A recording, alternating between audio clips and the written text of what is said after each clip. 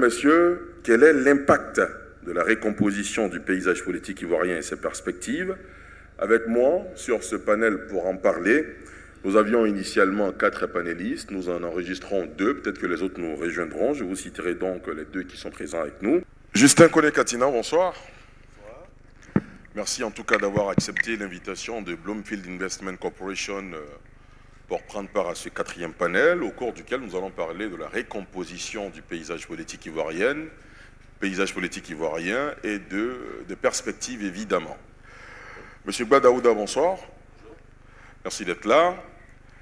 Première question qui vous permettra de faire votre propos introductif. Est-ce que vous êtes d'avis avec ceux qui estiment que le paysage politique ivoirien s'est profondément reconstitué ces dernières années? Merci beaucoup. Je voudrais dire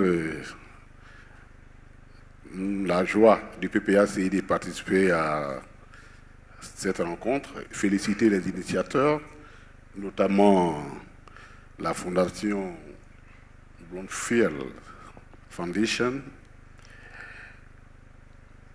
dire merci à tous ceux qui ont pu participer depuis ce matin à ces travaux et dire bonsoir à mon voisin, mais pour l'occasion, il est Yacouba, hein. Donc, il faudra que vous l'achetiez. Oh oui. Bon, c'est le charme de la Côte d'Ivoire, hein. Pour ceux qui ne connaissent pas, la Côte d'Ivoire, on a du charme particulier chez nous ici, c'est que nos ancêtres ont bâti une société très intelligente, basée autour d'un certain nombre de valeurs qui malheureusement sont en train de s'effriter et qu'il faudra tout faire pour élever. Et c'est pourquoi j'ai voulu commencer cette soirée-là par cette petite anecdote qui est importante. Non, moi, je ne crois pas un seul instant qu'il y ait une recomposition réelle de la vie politique en Côte d'Ivoire. Je ne crois pas un seul instant.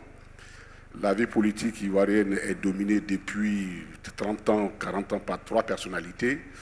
Il ne faut pas qu'on se les cache.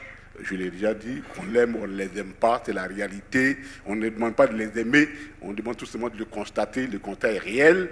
Ils ont encore une emprise forte sur, comme on appelle, la vie politique en Côte d'Ivoire. Je ne peux pas imaginer le RHDP sans le président Ouattara. Le président Bédié, malgré tout ce qu'on a pu lui donner d'âge, tout ce qu'on veut lui dire, il tient son parti et tout ce qui agrippe autour de lui. Et il y a du côté le président Laurent Gbagbo qui reste également suffisamment un leader affirmé au niveau donc, de la vie politique. Alors, pour moi, le schéma, il est encore là.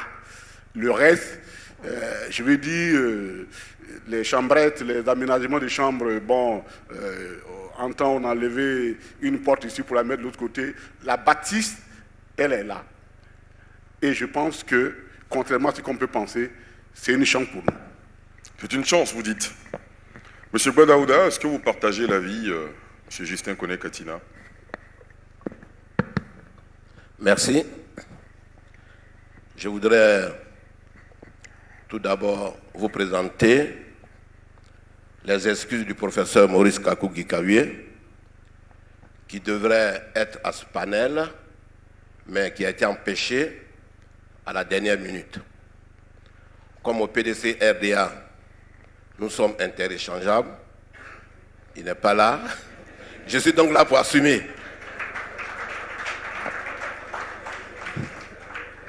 Alors, cher frère Ali Diarasouba, la question que tu viens de poser, à mon sens, est une question de fond. Et tu as dit que depuis les dernières années, il y a des recompositions du paysage politique ivoirien. Moi, avant de partager l'idée, je voudrais d'abord m'entendre dire c'est quoi la recomposition du paysage politique pour moi. Dites-nous. Premièrement, des partis politiques existent. C'est un fait indéniable. Et ces partis politiques, pour des intérêts divers, se construisent, se déconstruisent, nouent des alliances font des contre-alliances, et c'est tout ce cocktail-là qu'on appelle la politique. De ce point de vue donc, je suis affirmatif que la recomposition du paysage politique en Côte d'Ivoire existe bel et bien, et ça ne date pas d'hier. Mon voisin Katina a parlé des 30 dernières années, toi tu as parlé des dernières années, mais historiquement, cette recomposition a commencé depuis les années 50. Lorsque, en Côte d'Ivoire, nous avions ce qu'il est convenu d'appeler le multipartisme premier. C'est-à-dire qu'il y avait beaucoup de partis politiques en Côte d'Ivoire, notamment le PDC-RDA, issu du RDA, le Parti progressiste de Côte d'Ivoire, le PPC, c'est pas PPACI, le Bloc démocratique hébénéen, BDE, l'Entente des indépendants de Côte d'Ivoire, et d'ici, et puis le Rassemblement du peuple français, RPF, voilà, etc. Depuis ce temps, il y a eu des recompositions, de sorte que l'appel du stade Géo-André fait par le président Félix Houphouët-Boigny a amené tous ces partis politiques à dire, mais au fond, où on veut aller? On veut abolir les travaux forcés, on veut se libérer du joug colonial, on veut reconquérir ou conquérir l'indépendance nationale. De ce point de vue-là, unissons-nous. Dans l'union, nous pouvons développer ce pays et nous pouvons lui donner un visage. C'est ainsi que, depuis ce temps-là, il y a eu un seul parti unique et c'est là où a commencé la Côte d'Ivoire avec le parti unique PDC-RDA. Et de ce jour à aujourd'hui, il y a eu des centaines et des milliers de recompositions du paysage politique ivoirien. On va en débattre. Merci.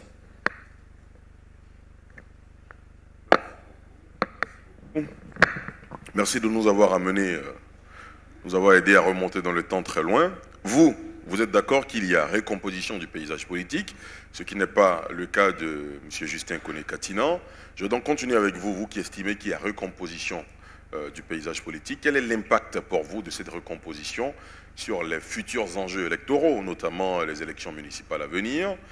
Depuis quelques semaines, chacune des formations politiques, les plus importantes en tout cas, ont publié la liste de leurs candidats. Il y a des enjeux importants dans certaines communes, notamment à Port-Bouët, suivez mon regard. Pour vous, quel sera l'impact de cette recomposition sur les futures échéances électorales, notamment les municipales, et certainement on parlera de la grande présidentielle qui avance à grands pas de 2025. Monsieur Ba. Merci. Je pense que tout à l'heure, j'ai fait une analyse diachronique. C'est-à-dire, je suis parti de l'histoire de la vie politique en Côte d'Ivoire en remontant progressivement. Là, vous avez circonscrit le débat à l'actualité de hier. Je vais y répondre.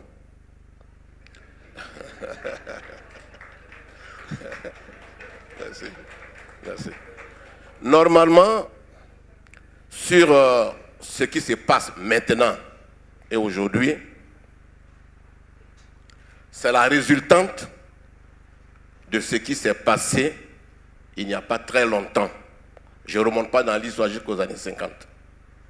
Mais à la faveur des élections locales qui avancent à grands pas, avec la projection en toile de 2025 pour l'élection présidentielle, je comprends que le tissu politique ivoirien soit en ébullition, donc en effervescence pour des centres d'intérêt. Je l'ai dit, en politique, il n'y a pas de logique. Et c'est un vieux politicien de Chaumont qui s'appelle Jacques Florent, paix à son âme, qui a dit un jour que M. Gba, la politique là, on ne prend pas une règle pour tracer. Ce n'est pas une ligne droite. Il dit c'est comme Mans, chez nous. Il y a 18 montagnes. Si tu veux y faire la politique, il faut glisser entre les montagnes sans cogner une seule montagne. L'enjeu est là. Du coup, la Côte d'Ivoire ressemble un peu à cela. Il y a eu tellement de recomposition du paysage politique, souvent de façon incompréhensible. Les gens se rendent compte que cette alliance est une alliance contre nature. Mais ceux qui font ces alliances ont des intérêts personnels, ont des intérêts de leur parti, ont des agendas cachés. Du coup, on arrive à un carrefour aujourd'hui, ce sont les élections locales. Et puis, il y a des spéculations, il y a des supputations. Même tout à l'heure, dans l'introduction du modérateur, il a posé la problématique en termes manichéens, en disant qu'on sent, pour ces élections qui arrivent, d'un côté le PPACI, le PDCI, et de l'autre côté le FPI, et puis etc., etc.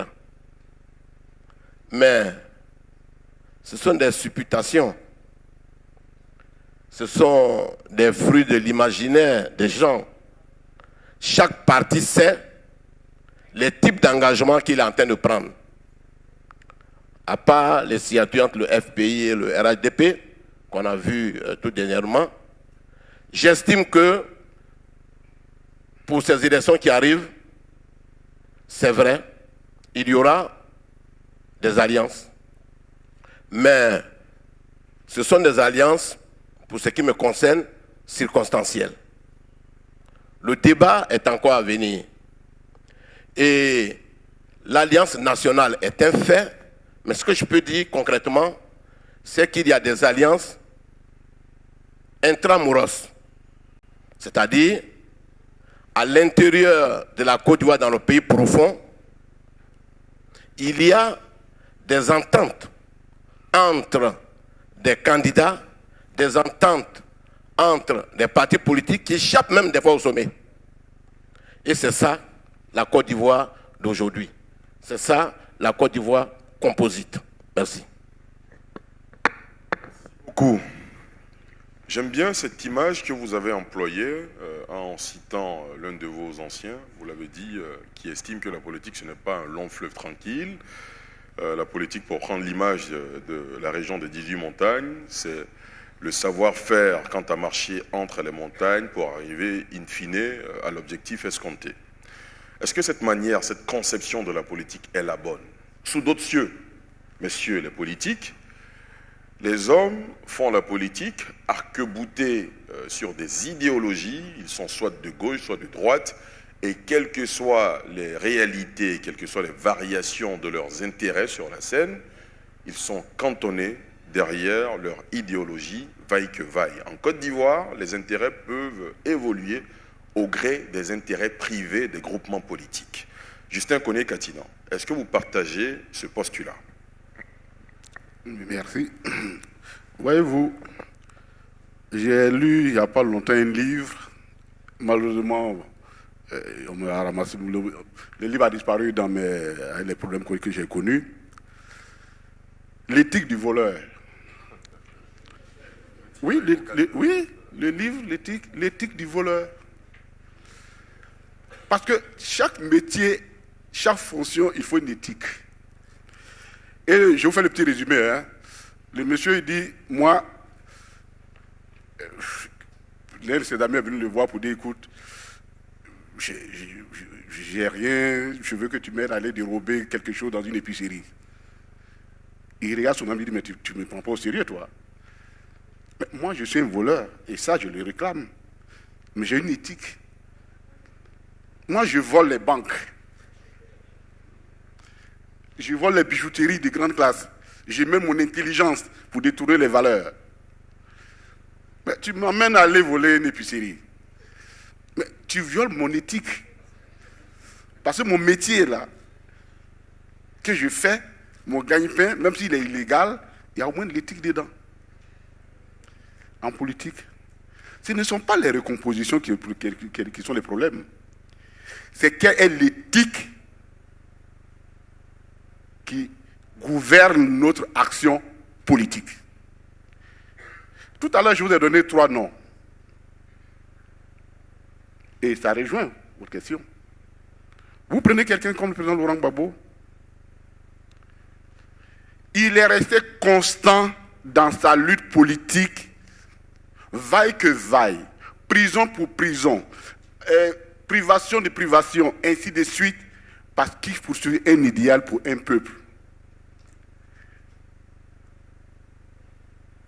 Il est resté constant. Et c'est pourquoi ces 3 personnalités-là, dans la constante de leur lutte, finissent par cristalliser les pensées, les opinions autour d'elles. Et c'est pourquoi quand on parlait de recomposition, même quand je remonte dans l'histoire, je dirais qu'il n'y a que 2 recompositions. L'appel Géo, André, où on est parti du multiparti à un parti unique, et puis 90 après, ce qui s'est passé en 90, où on est revenu au multipartisme. Le reste là, ce sont des aménagements, j'appelle tout simplement changer les meubles dans une bâtisse à l'intérieur. Mais fondamentalement, rien ne change. Mais le danger pour nous, et ça c'est ce qui est important, nous qui avons décidé de faire la politique, c'est l'éthique.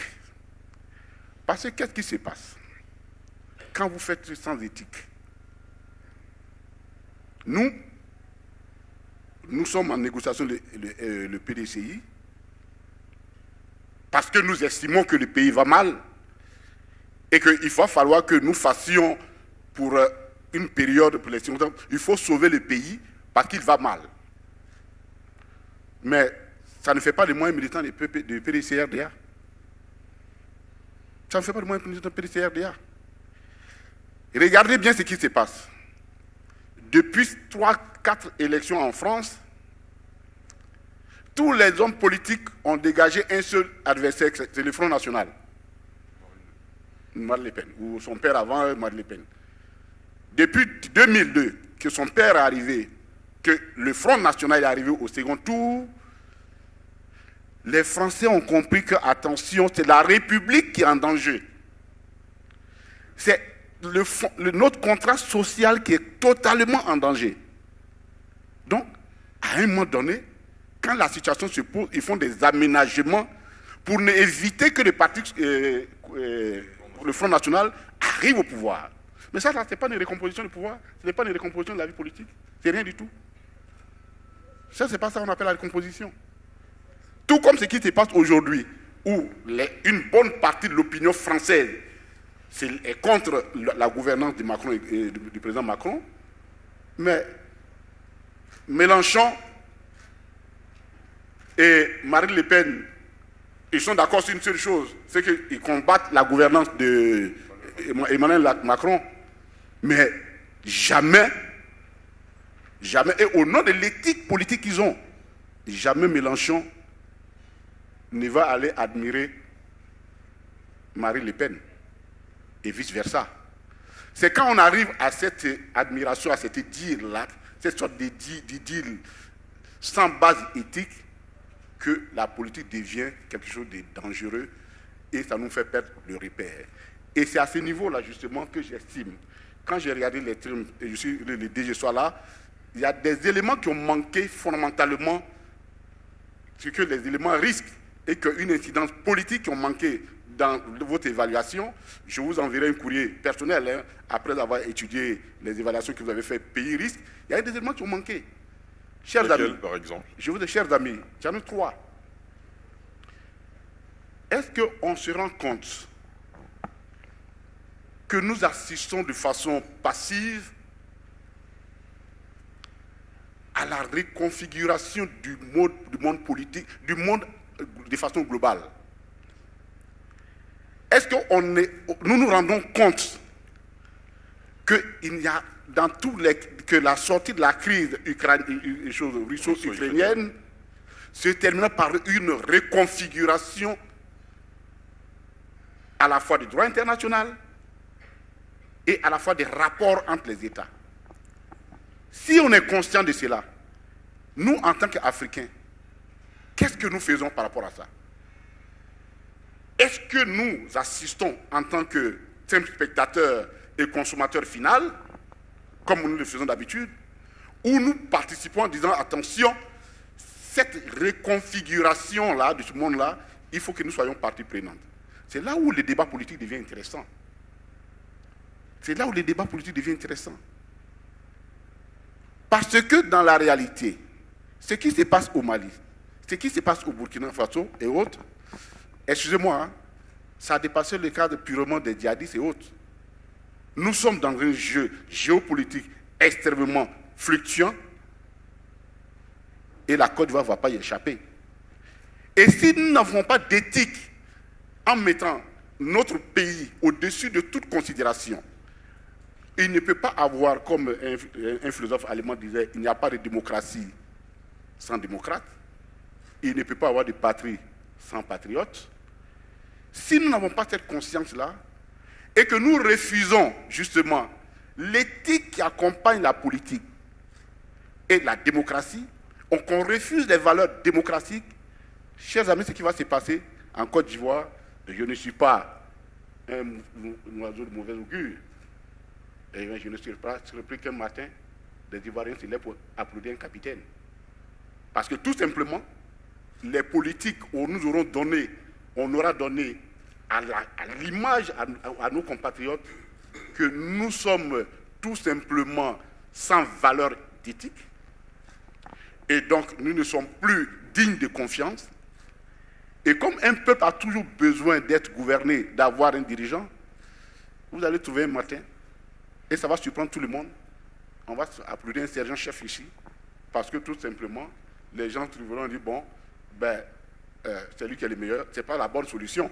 C'est malheureusement celle-là qui risque de nous arriver. Donc, dans le risque que nous sommes en train de faire, à évaluer, il faut tenir compte de ce changement-là, de ce bloc-là, qui est en train de s'opérer et qui a des incidences aujourd'hui au Soudan.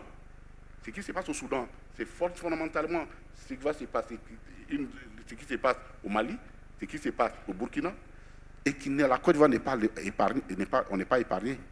Ce qu'il faut faire, par contre, c'est que acceptons les valeurs démocratiques. Et c'est pourquoi je regrette que notre ami de RHDP ne soit pas là. Parce que c'est le refus de l'alternance démocratique, des règles démocratiques, qui risque de nous envoyer, qui est le plus grand risque pays. Sinon, ce n'est pas là, les petits aménagements entre copains. Là, voilà le problème. Merci beaucoup. Dans ce que vous dites, Justin Koné-Katinan, il y a des éléments qui méritent quand même qu'on s'y arrête. Vous dites qu'il n'y a pas de récomposition, vous dites on a changé quelques pièces de la maison, mais quand des jeunes Ivoiriens voient par exemple que Pascal Affi-N'Guessan, lieutenant de Laurent Gbagbo, en passe de signer une alliance avec le RHDP d'Alassane Ouattara, rival du président Laurent Gbagbo, quand on voit que Charles Blé Goudé, depuis son retour de la Haye, semble ne pas être en odeur de sainteté avec le Parti des peuples africains. Vous l'avez dit vous-même lors de l'une de vos tribunes, vous avez dit qu'il faut le considérer comme un adversaire. Pareil pour Simone Gbagbo. Quant au PDCI-RDA, il y a des défections pour aller au RHDP. Quand au RHDP, il y a également quelques défections. Ce n'est pas une récomposition du paysage politique, ça? Non. Ça, ce n'est pas de récomposition. C'est ce que j'appelle, je reviens là-dessus. Les scientifiques, moi, il y a 4 phénotypes de politique. Bon, on va parler terre à terre. Il y a 4 catégories de politique. Parce que phénotype, on va dire c'est trop scientifique. Je vais parler pour que 4 phénotypes, 4 catégories. Il y a des personnes, comme mon patron, le président Laurent Gbagbo, qui a consacré toute sa vie, comme le président Oufoué, qui ont passé toute leur vie. Il dit, j'ai un objectif, je veux me battre pour cet objectif-là. Chemin faisant, on rencontre le monde, on envoie. Et puis, vous trouvez cette catégorie. Chemin faisant, vous allez rencontrer aussi les mercenaires. Il y a aussi les mercenaires en politique. C'est pourquoi je parle d'éthique. Vous, en chemin, vous allez rencontrer les mercenaires en route. Le mercenaire, il s'assoit et dit, bon, moi, la politique, je la vois je ne vois que l'aspect glorieux de la chose. C'est comme, bon voilà, je suis là pour commander, j'ai un peu d'argent, je vais être ministre, ainsi de suite. Si je suis Kone Katina, il y a la chance que je devienne ministre. Il s'en fout de savoir si l'idéologie Kone Katina l'intéresse. Lui, il veut devenir ministre. Et puis on avance. On avance. Il se remet le matin, il a 70 ans, Kone Katina n'est pas président, lui n'est pas ministre. Il dit non, que j'ai insulté le matin là, il est déjà président. Moi j'ai 70 ans. Qu'est-ce qu'il me reste? Que je finisse vite ma vie et je la finisse bien. Il vient voir Gba, il va dire Gba, écoute, ce que je t'avais dit le matin là, que tu étais Hitler, là, il faut laisser, c'est pas vrai. Je ne suis pas Hitler, hein. Tu n'es pas Hitler, je m'étais trompé. Mais je vais rentrer avec toi.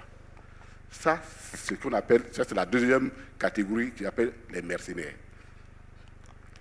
Et il y a ceux qui ont connu la politique, la gloire très tôt. Ils ont connu ils rentrent en politique au moment de la gloire. Et qui sont tellement attachés à la gloire qu'ils ne peuvent pas se détacher de la gloire. Et donc, étant ficelés à la gloire, ils cherchent la gloire partout où elle est et ils n'ont pas d'état d'âme. Ça, c'est une autre catégorie de personnes. Non, j'en arrive, parce qu'il faut qu'on les dise les choses avec clarté. Il faut que je dise... Moi, j'ai demandé un jour à mon garçon, il dit, mais tu veux faire la politique? Il dit, papa, ça ne m'intéresse pas trop. Je dis, pourquoi? Il dit, parce que tu es toujours absent de la maison. Bon, lui, son problème, c'est ça, son papa n'est pas là.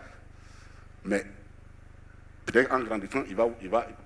Je le dis cet exemple-là pour que vous compreniez comment les choses avancent dans nos sociétés.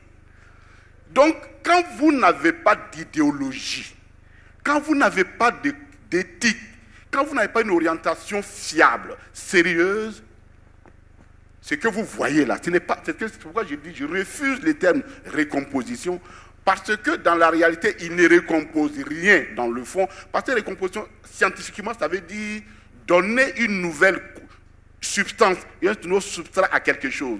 Or, dans la réalité, ce qu'ils font, ça ne change rien fondamentalement à la structuration, à la substance de la politique.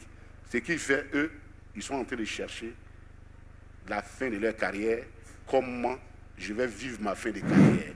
Et ceux-là, c'est pourquoi j'ai parlé d'éthique, ceux-là, par contre, c'est dangereux. C'est très dangereux en politique, c'est extrêmement dangereux parce que les gens nous regardent et nos enfants nous interrogent. Et ça, je suis d'accord avec toi, qu'à un moment donné, les gens peuvent se dire, ils n'ont aucun crédit, ces gars-là, ces hommes politiques, ils ne valent rien, laissons tomber les partis politiques, cherchons la solution ailleurs. Et ça, c'est le plus gros risque. Mais ça peut être valable même pour tous les grands de la politique ivoirienne. Nous sommes jeunes. En 1995, on se souvient que l'actuel président de la République, Alassane Ouattara, le président Laurent Gbagbo, font une alliance, le Front républicain. Dans les années 2010, le RHDP naît, depuis 2005, pour conquérir le pouvoir d'État. Aujourd'hui, le PPACI et le PDCI-RDA sont en passe d'avoir une alliance, le FPI qui est en alliance avec le RHDP. Les jeunes qui sont dans la salle, les milliers de jeunes, les millions de jeunes ivoiriens peuvent se dire, finalement, nos hommes politiques, ces alliances-là, c'est au gré de leur intérêt du moment. Monsieur Gba, qu'est-ce que vous répondez à ces jeunes qu'ils pensent, qui se disent finalement, les hommes politiques, moi, dans la qualité de journaliste, j'entends souvent des jeunes qui nous écrivent, qui nous disent, notre personnel politique, finalement, il n'y a pas de conviction, c'est en fonction des intérêts électoralistes, en fonction des enjeux qui arrivent, qu'ils se positionnent à gauche ou à droite. Merci. Je voudrais rassurer nos jeunes. Les rassurer en disant que ce qu'ils voient, qui ressemble à une danse bizarre qu'on appelle la danse du tango, que leurs aînés sont en train de jouer, où on met un pied devant, un pied derrière, un pied à gauche, un pied à droite, pourrait éventuellement les inquiéter. Mais au fond de la chose, la situation politique actuelle de la Côte d'Ivoire, nous sommes en train de lutter pour qu'on évite le risque pays, comme l'a dit mon frère Zézé. Pourquoi on fait tous ces débats-là? C'est pour qu'il y ait une harmonie, une cohérence, que le pays se développe. et que chacun y gagne ce qu'il peut y gagner. C'est ce que le président Henri Konan Bédié appelle le progrès pour tous et le bonheur pour chacun. Il faut qu'on arrive à ça. C'est la finalité de la politique. Faire en sorte que chaque citoyen soit heureux chez lui, qu'il prenne minimalement les 3 repas du jour. Petit déjeuner, le repas de midi et le repas du soir. C'est ça la finalité de la politique. Mais malheureusement, les alliances qui se font et qui se défont, les alliances qui se construisent et qui se déconstruisent, posent, Sali Yarasuba, un véritable problème qui peut faire l'objet d'inquiétude chez les jeunes. Je partage cela. Mais pourquoi ces alliances n'apportent pas le résultat attendu et pourquoi ces alliances, quand elles se font, elles se défont? Pourquoi chaque fois qu'on est en alliance pour construire le pays, il y a des ruptures épistémologiques? Pourquoi? Tout simplement parce que, comme l'a indiqué le Premier ministre Charles Konan Banny, ça pose le problème de la confiance. Nous devons bâtir une société de confiance. Les gens vont en alliance et au bout du processus, c'est souvent la trahison. C'est ce qui a fait que la plupart des alliances n'ont pas une durée de vie conséquente. Or, lorsqu'on parle de confiance, la confiance se construit quand on est ensemble. La première étape de la confiance, c'est la vérité. Il faut qu'on se dise la vérité. Il faut qu'on se parle vrai. Les Baoulés disent Kassa Kron Kron, Kassa Kron Kron, Kassa Kron Kron. C'est le tambour parleur.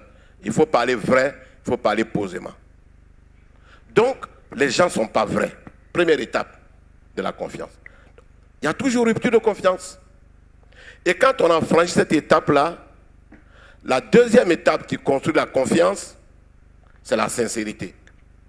Est-ce que les gens sont sincères dans leur rapport politique? Est-ce que les gens sont sincères dans ce qu'ils font? Quand on signe des pactes, écrits ou verbaux, mais comme il a dit, il y a une éthique. Il faut respecter la parole donnée. Majoritairement, les gens ne respectent pas la parole donnée. Après donc cette deuxième étape de la confiance, le troisième palier, c'est la crédibilité. Est-ce que ceux avec qui on est sont crédibles? Est-ce qu'ils font ce qu'ils ont dit? Et puis est-ce qu'ils disent ce qu'ils font réellement? Tu ne peux pas faire du goudron biodégradable et puis tu dis c'est de l'or que tu as servi par exemple. Une façon de parler. Suivez mon regard. Alors, au-delà de ces impondérables, quand tu as cumulé ce triptyque-là, ces étapes, tu arrives donc à forger la confiance. Et c'est dans la confiance qu'une recomposition du paysage politique, c'est-à-dire une alliance, peut vivre durablement.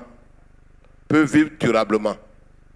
Mais ces alliances qui se font, qui se défont, qui se font, qui se défont, sont liées au fait qu'il n'y a pas de confiance.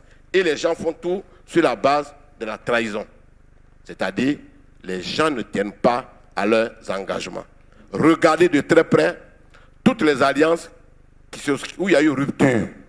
Lorsque vous analysez dans le fond, la question, c'est que quelque part, il y a eu trahison et ce n'est pas normal. Faut-il donc désespérer de vous, des politiques, de la classe politique en général? Non. Je pense qu'il ne faut pas que nous nous cachions derrière. Il n'y a pas de gêne à faire une alliance pour régler un problème circonstanciel et avancé. Parce que j'ai l'impression que la politique, là, elle a ses règles. C'est un métier qui a ses règles. Comme je dis, il y a l'éthique, mais qui a aussi ses règles. Il y a une danse de chez moi qui renvoie les disparitions d'ailleurs, que je vais chercher à recréer. On appelle ça le mandia, qui consiste à... C'est un peu l'art martial Tabana. C'est l'art... Ah oui, nous on est très avancés. Hein. C'est l'art martial Tabana. On fait un cercle et les jeunes se mesurent en se fauchant. Exactement comme l'art martial. Et donc, tu regardes le pas de ton adversaire pour ton adversaire. Quel est le pas qu'il a mis, posé, et je vais le faire tomber. Comment je m'y prends au moment où il pose tel pas? Quelle est l'astuce que j'utilise? Ce n'est même pas de la force, hein? C'est de l'art, c'est de l'astuce. La politique, n'ayons pas peur, c'est la conquête du pouvoir. N'ayons pas ça là. Si on a enlevé ça de nos têtes, c'est là, on est à la conquête du pouvoir. Maintenant, la question dit, je veux conquérir le pouvoir. Il y a des limites que je n'ai pas envie de franchir pour arriver à ce pouvoir-là. Je ne les franchirai pas. Et quand vous regardez bien toutes les alliances, elles sont liées généralement pour régler des problèmes ponctuels précis. Notre alliance actuellement avec le PDCI procède de quoi? De ce que nous tous, et parce qu'ils sont deux anciens présidents de la République, qui ont constaté que la réconciliation en Côte d'Ivoire était dans l'impasse, et qu'ayant une responsabilité historique vis-à-vis des Ivoiriens, il leur appartenait de se mettre ensemble pour forger un processus de réconciliation, le proposer au gouvernement, mettre la pression sur le gouvernement pour qu'on puisse arriver à cela. Mais ça n'empêche pas que le président Bédié, dans son esprit, et nous sommes d'accord, qu'ils veulent que ce soit le PDCI qui vienne au pouvoir. Ça n'empêche pas que ce soit nous, dans ma tête, que je veux que ce soit le président Laurent Gbagbo qui vienne au pouvoir. Mais le faire là, ce n'est pas la trahison, ce n'est pas non. Ce n'est pas un problème éthique? Non. L'éthique, l'éthique, ce qui serait l'éthique, c'est que je me lève le matin et puis je dis, bon, aujourd'hui là, chaque jeudi, chaque 2 jeudis, je fais ma tribune et je les allume correctement dans ma tribune. Et puis, j'ai fini le jeudi, lundi matin, on me voit ici, c'est pas Congo, je suis en train de signer ma carte de militant de RHDP. Ça, ce n'est pas l'éthique. Mais que je dise, attention, monsieur le RHDP, on a un danger commun qui nous arrive. Par exemple, qui est la déstabilisation de notre Côte d'Ivoire, de notre pays, la possible déstabilisation de notre pays, à partir des variables et des variables, des constantes de la sous-région. Pour ça, mettons-nous d'accord sur un minimum pour sauvegarder l'essentiel. Ça ne pose aucun problème. L'éthique, c'est que moi, Koni Katina, militant de gauche depuis 1989, un matin, et je me lève et je tombe amoureux de la politique du RHDP. Ça, c'est un problème d'éthique. Ça, c'est un problème d'éthique. C'est très simple que ça. Mais que je dise aux gens de RHDP, attention, il y a des dangers qui nous guettent, mettons-nous ensemble pour régler ça. Que je dis au PDCI, attention, il y a des dangers en Côte d'Ivoire qui nous guettent, mettons-nous ensemble pour régler ce problème-là. Ça fait partie de la vie. Et après, là, on joue pour avancer. Dans la réalité, ce qui nous manque, et ce qu'il faut le dire dans nos formations politiques, partout, ce qui nous manque, c'est la formation politique. Lorsque vous n'êtes pas formé à l'action politique, vous la regardez avec un œil parfois biaisé, parce que vous n'êtes pas suffisamment formé.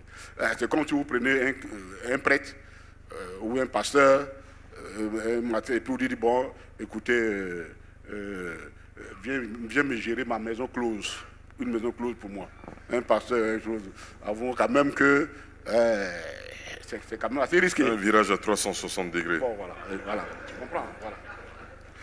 Messieurs, nous serons bientôt au terme de ce panel. Le temps court, hein. On nous rappelle qu'il ne reste plus que 5 minutes. Avant de vous donner la parole, vous, Auguste Assemblée, pour poser vos questions ou faire des commentaires si vous le voulez bien. On a beaucoup parlé de la recomposition du paysage. On va maintenant parler des perspectives. Les prochaines échéances électorales arrivent à grands pas. On nous annonce les municipales et les régionales pour le 2 septembre à venir. Mon voisin de gauche est candidat dans la grande commune de Port-Bouët. Il y affrontera le candidat, l'actuel maire, Jacques, comment il s'appelle déjà, le maire de Port-Bouët? Ewo Sylvestre. Emou, pardon. Docteur Emou, c'est cela.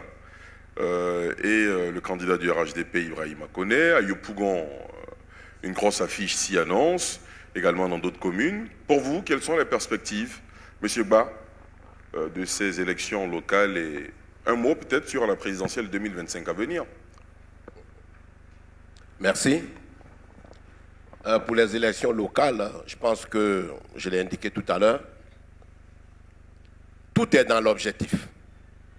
Tout est dans l'objectif. Où on va et qu'est-ce qu'on veut. Le PDC-RDA veut la démocratie et la vraie démocratie. Le PDC-RDA veut un état de droit. Un état de droit. Le PDC-RDA veut assurer la sécurité du citoyen ivoirien. Et le PDC-RDA veut la paix durable pour ce pays que Félix Houphouët-Boigny a bâti. En conséquence, pour les élections à venir locales, je pense que tels que les partis politiques sont positionnés, des négociations vont se faire. Et si vous avez remarqué l'échiquier national, il y a une floraison de candidatures partout. Tous les partis ont quasiment mis des candidats dans presque toutes les régions. Plus ou moins 2% ou 3% de moins. Pourquoi ils font ça? Ce sont des arguments, des outils de négociation. Ils sont dans la stratégie marketing de la négociation. C'est-à-dire, à un moment donné, au fur et à mesure que les candidats se mesurent sur le terrain, comme mon frère Katina soit à Port-Bouët en train de remuer les cocotiers, et que Emou également soit en train de sillonner la bordure de mer, à un moment donné, les autres partis politiques ou les autres militants qui sont à Port-Bouët vont regarder et voir comment est-ce qu'on peut faire des alliances au plan local. Comment est-ce que des gens qui se rapprochent de notre idéologie politique peuvent nous soutenir? Comment est-ce que les gens qui ont une certaine éthique et qui estiment que la politique pourrait se faire mieux à tel endroit par un tel vont se rapprocher? Donc, il y aura des alliances internes. Maintenant, la clé du sujet, c'est 2025. 2025, là, d'ici à 2025, cher Ali, beaucoup de choses vont se passer. Hein. Voilà, beaucoup de vont couler sur le pont. J'estime que d'ici 2025, nous serons dans une nouvelle recomposition, et c'est par là que moi je termine, une nouvelle recomposition du paysage politique ivoirien. Et moi, je propose 7 scénarios. Non, 6 scénarios. Premier scénario, il peut y avoir une coalition de tous les partis ou groupements politiques de l'opposition significative et de leur plateforme. Je pense au PDC-RDA, au PPACI, au MGC, au COGEP, au GPS même si possible, à l'URD, à l'AIRD et à Leader, etc. Quel pourrait être l'impact d'un tel scénario? Ça sera une véritable force politique pour l'expression, la manifestation de la démocratie en vue de la reconquête de l'exercice du pouvoir d'État en Côte d'Ivoire. Mais également, ça sera la constitution de 2 grands blocs, à savoir le bloc de l'opposition et le bloc de pouvoir. Tout ça, pour quelle perspective? c'est l'instauration et la promotion de la culture des débats démocratiques qui manquent actuellement. Et enfin, ce sera pour l'amélioration du cadre de vie des populations ivoiriennes s'il y a un tel regroupement. Ça, c'est un scénario.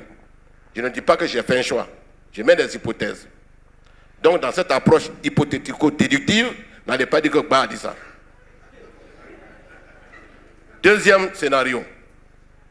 Il pourrait y avoir une alliance entre le RHDP, le RDR, l'UDPCI, le FPI et le COGEP. Là aussi, c'est un autre scénario. D'ici 2025, des grandes recompositions vont se faire. Troisième scénario, c'est l'alliance, peut-être, du PDC-RDA et du GPS. Pourquoi pas? Ce sont des hypothèses. L'impact, c'est le positionnement du PDC-RDA comme parti de paix. L'impact, c'est le raffermissement des liens entre le PDC-RDA et les populations du Nord. L'impact, c'est la facilitation et l'intensification des actions de réconciliation. L'impact, c'est le retour d'exil de Soro Guillaume, la libération des militants sympathisants du GPS, ainsi que les militaires incarcérés à la faveur de la crise post-électorale. Les perspectives, c'est l'implantation plus grande du PDC-RDA et du GPS dans le pays profond, et c'est la réussite de la réconciliation nationale. Quatrième scénario, alliance des oufouettistes. Le RHDP pur et dur et le PDC-RDA pur et dur. Dans ce cadre-là, il y aura des impacts importants sur le pays, notamment, le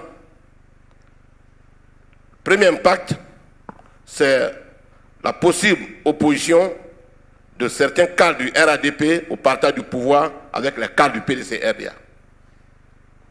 L'autre impact, c'est la désaffection massive des militants du PDC-RDA qui assimileront cette alliance à un autre appel de Daoukro. Ça aussi. L'autre impact, c'est l'indifférence et le mutisme de la population ivoirienne. Bon, leur affaire, ça nous fatigue. Ils vont, ils viennent, c'est du désordre. Donc, ils vont dire qu'on est dans l'ordre du désordre. Et puis l'autre impact, c'est la possible approbation par une frange des cadres du PDC-RDA qui verrait à travers cette alliance leur insertion ou leur réinsertion dans le circuit de la gouvernance d'État. Cinquième scénario, c'est mon avant-dernier, c'est l'alliance entre le parti au pouvoir et tous les partis politiques de l'opposition dans un cadre de gouvernance d'union. Ce sont des hypothèses. Je vais du plus simple à l'absurde. C'est de ça qu'il s'agit. Je vous donne un tableau vraiment large. L'impact, c'est l'implantation et la responsabilisation de tous et de chacun dans la conduite de l'action gouvernementale. L'impact aussi, c'est un puissant instrument de réconciliation nationale. Les perspectives, c'est la mise en œuvre et la réalisation de projets d'intérêt national et la consolidation de la cohésion sociale et l'amorce de la construction d'une véritable nation.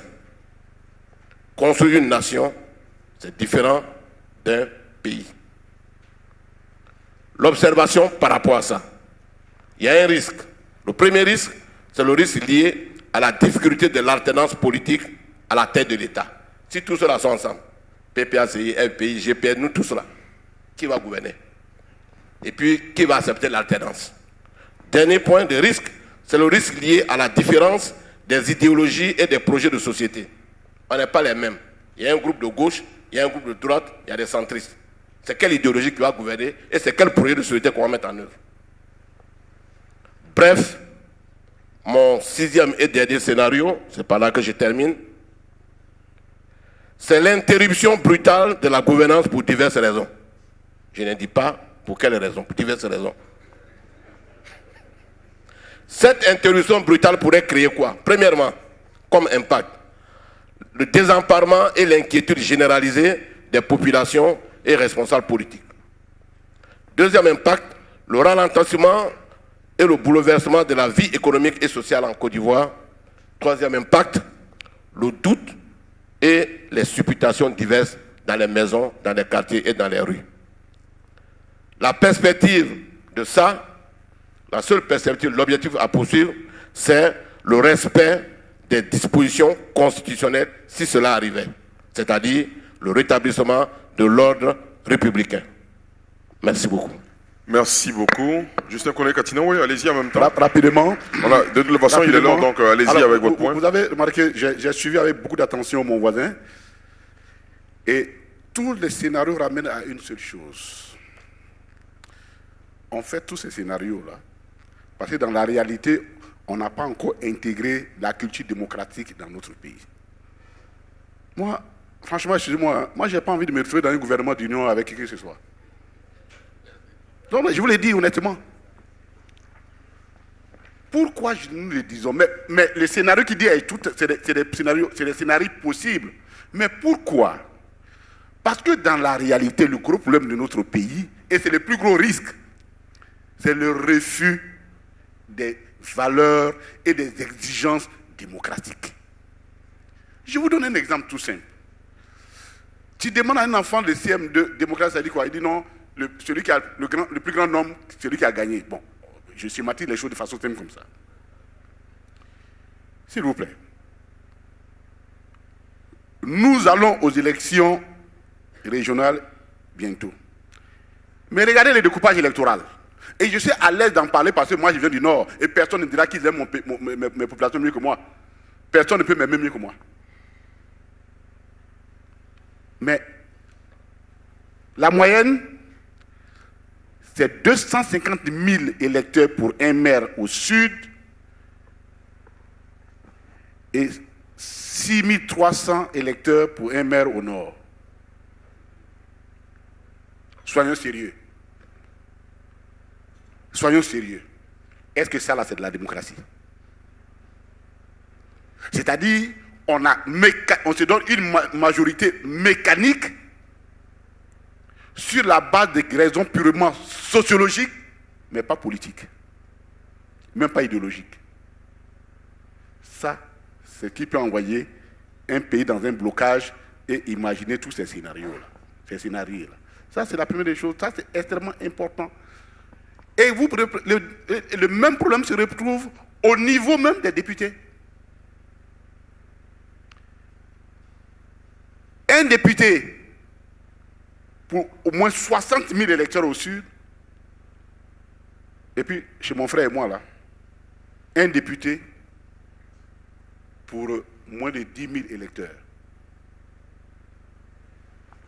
Donc notre Assemblée nationale, elle n'est pas représentative, elle ne forme pas la légitimité. Mais quand on ajoute à cela, vous savez pourquoi le professeur Kawi n'est pas là? Lui, il ne peut pas le dire, mais moi, je vais le dire. Non, mais moi, je vais le dire. Parce qu'il est sous contrôle judiciaire, politique. Parce qu'il est sous contrôle judiciaire, c'est-à-dire qu'on a restreint sa liberté politique avec une sorte de marteau judiciaire depuis 2020. Donc, quand il vient parler ici, s'il vient s'asseoir, c'est qu'il va contrôler, de peur qu'en sortant, on l'arrête. On ne contrôle pas, on ne peut pas contrôler un pays comme ça. Donc, le refus de des règles démocratiques, le refus de l'alternance et des exigences, c'est ça qui peut nous envoyer dans ce genre de blocage-là.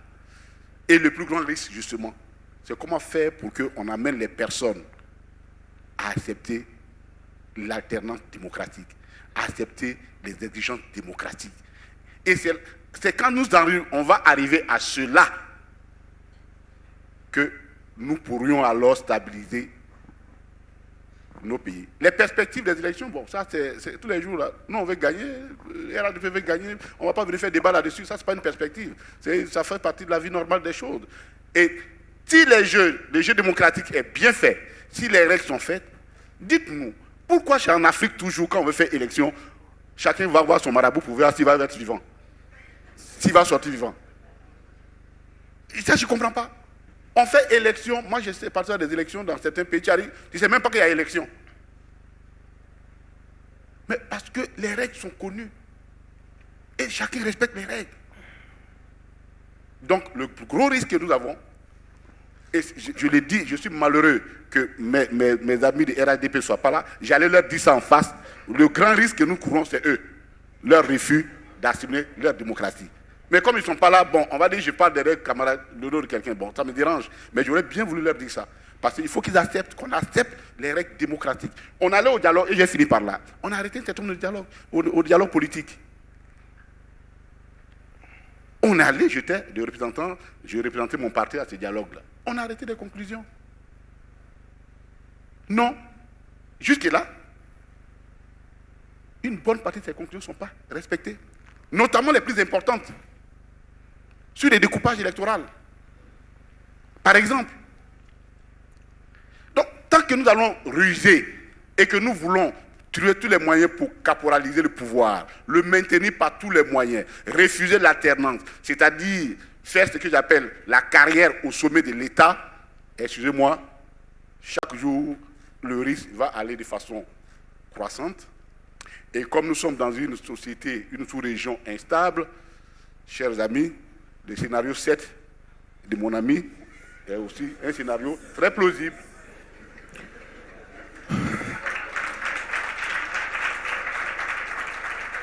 Nous allons ouvrir la série des questions-observations avec le PDG de Bloomfield Investment Corporation, l'homme aux chaussettes rouges, Monsieur Sanzézé. Alors, merci, merci Ali, merci chers panélistes. J'avoue que je reste sur mes fins, parce qu'en réalité, l'objectif de ce panel était de voir quelle est l'offre politique que cet environnement politique donne pour assurer une stabilité durable. Vous savez que le plus grand risque pour les investisseurs dans un pays, surtout dans les pays africains, aujourd'hui, c'est l'inquiétude de la stabilité politique. Et nous nous rendons compte, évidemment, dans ce pays, qu'à chaque veille d'élection, ça devient une situation d'anticipation d'une éventuelle crise. J'ai entendu vos arguments, j'ai entendu vos opinions, que je respecte. Il me semble cependant que dans ce pays, depuis les indépendances, l'opposition a le même discours. C'est la faute des autres. Vous êtes tous passés au pouvoir, me semble-t-il. Tout ce que vous prenez aujourd'hui, vous ne l'avez pas fait. En réalité, vous l'avez dit vous-même, nous sommes dans un pays où l'objectif de la politique est un objectif à court terme, celui de l'acquisition du pouvoir. Pour le pouvoir, finalement. Parce que l'offre, on ne la voit pas, on ne l'entend pas. Je pense que, quel que soit qui vient au pouvoir dans ce pays depuis les années 60, le plus gros problème, c'est la concentration de pouvoir, qui justement ne permet pas d'avoir des débats constructifs ouverts pour justement avoir cette offre politique équilibrée. Donc s'il n'y a pas d'équilibre de pouvoir, donc de séparation et d'équilibre de pouvoir, vous ne pouvez pas avoir de consensus. S'il y en a un qui a le pouvoir et qui le garde pour lui seul, évidemment ça crée des frustrations, ça crée des accusations comme on entend. Et chaque fois que chacun viendra, ce sera dans une logique de « maintenant c'est moi qui ai le pouvoir et vous attendrez votre tour ». Et aujourd'hui, je me demande c'est quoi le modèle politique de ce pays. Honnêtement, je me demande quel est le modèle politique de ce pays. Ali a parlé tout à l'heure d'idéologie. Quelle est l'idéologie des différents partis politiques? On ne sait pas ce que c'est. Sauf qu'on sait que vous voulez tous acquérir le pouvoir rapidement, par tous les moyens, parce que je vois les scénarios. Ça veut dire que tant qu'on arrive au pouvoir, tous les moyens sont possibles. Et tous les moyens sont... Enfin, on devrait utiliser tous les moyens. Mais nous, ce qu'on recherche, ce qu'on voulait entendre aujourd'hui, c'est cette logique de stabilité durable. Comment vous la créez? C'est pourquoi je regrette que les autres ne soient pas là. Mais comment vous créez cette logique de stabilité durable, de sorte à ce que, comme vous l'avez dit, M. Katina, qu'une élection soit un événement banal. C'est-à-dire qu'il y a une élection aujourd'hui, so what, big deal. Mais ce n'est pas le cas, finalement, malheureusement. Nous sommes en année électorale, cette année, les gens se posent des questions. On ne devrait pas se poser des questions. Et donc, moi, j'avoue très honnêtement que je reste sur ma faim parce que pour moi, aujourd'hui, on allait avoir un débat sur justement cette perspective à long terme et non des enjeux à court terme. Parce qu'il n'y a eu que des enjeux à court terme. On sait très bien ce que ça donnait de l'histoire. Et comme je dis, tous les grands partis de ce pays ont chacun eu son tour. Et bien, rien n'a changé. Donc ça veut dire que vous êtes tous dans la même logique, finalement. Que celui qui repassera, certainement restera dans cette même logique de concentration de pouvoir. Tant qu'il n'y a pas de séparation de pouvoir, rien ne sera possible. Merci. Allez-y. Oui, rapidement. Mais DG, quand vous voulez quelque chose, posez la question clairement. Vous m'envoyez un sujet dans la... Là, ce que vous me demandez, là, ça n'a rien à voir avec le sujet que vous m'avez envoyé. Parce que si vous me dites dedans que de composition politique et du paysage politique, quelle perspective? Mais si vous m'avez dit quelle est l'offre du PPACI, je vous donnerai vraiment l'offre du PPACI. Donc, si vous êtes resté sur votre fin, c'est parce que vous n'avez pas bien préparé. C'est ça le problème. Bon, alors, je vais aller plus vite. Je l'ai dit. Vous savez, malheureusement, on est toujours dans le court terme et toujours dans... Non, mais non, DG, c'est-à-dire, s'il vous plaît, quand vous nous envoyez ces documents-là... Non, écoutez, les questions ont été très claires. Non, les questions ont été très claires. Vous m'avez envoyé un document... Donc, je vous donne mon opinion, je respecte votre opinion, respectez la mienne. Nous demandons tout simplement que quand vous nous invitez, donnez-nous des... Parce que, vous savez, on a beaucoup de choses à faire.